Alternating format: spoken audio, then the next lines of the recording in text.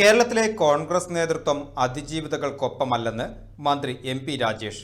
തെരഞ്ഞെടുപ്പിന്റെ ഒന്നാം ഘട്ടത്തിൽ അതിജീവിതകൾക്കെതിരെ നിലപാട് പ്രഖ്യാപിച്ചത് UDF കൺവീനറാണെങ്കിൽ രണ്ടാം ഘട്ടത്തിൽ തള്ളിപ്പറഞ്ഞത് KPCC പ്രസിഡന്റാണെന്നും മന്ത്രി ആരോപിച്ചു. ഇതോടെ ഇവരുടെ ഉള്ളിലിരിപ്പ് മനസ്സിലായി.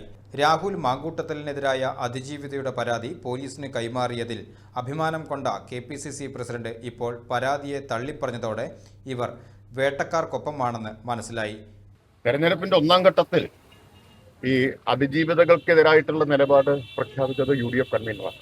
രണ്ടാം ഘട്ടത്തിൽ KPCC പ്രസിഡന്റും പറഞ്ഞിരിക്കുന്നത്. ഇവരുടെയൊക്കെ ഉള്ളിലിരിപ്പ് എന്നാണ് പുറത്തു വരുന്നത്.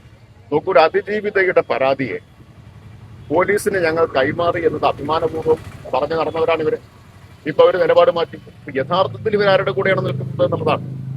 വേട്ടക്കാർക്കൊപ്പം ഓടുകയാണ് കേരളത്തിലെ കോൺഗ്രസ് നേതൃത്വം ചെയ്യുന്നത്.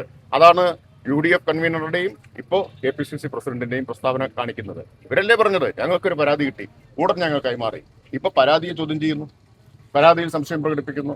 ഇവരാരുടെ കൂടെയാണ് നിൽക്കുന്നത്?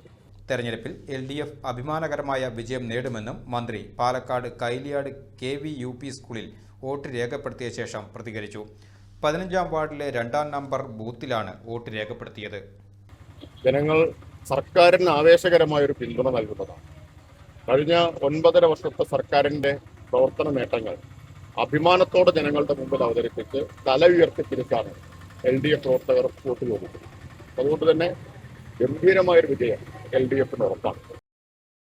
പ്രമേഹ ചികിത്സയിൽ കേരളത്തിലെ അലോപ്പതിയിൽ വിദഗ്ധ ഡോക്ടറായ പ്രേംലാൽ ഇപ്പോൾ നെല്ലുവായി എറൈസ് മെഡിക്കൽ സെന്ററിൽ തിങ്കൾ മുതൽ വെള്ളി വരെ രോഗികളെ പരിശോധിക്കുന്നു.